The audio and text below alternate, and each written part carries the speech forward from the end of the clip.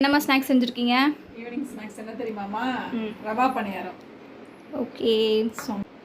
சாஃப்டாக அப்படியே சூப்பராக இருந்துச்சு. இதை நீ கொஞ்சம் சாப்பிட்டு பாரு. நல்லா இருக்கு டேஸ்ட்டு. நல்லா இருக்கா? பார்க்கலாம். ஒரு கப்பு ரவா, அதே கப்பால் அரை கப்பு கோதுமை மாவு. இங்கே கோதுமை மாவு வேணும்னா மைதா மாவு கூட எடுத்துக்கலாம்.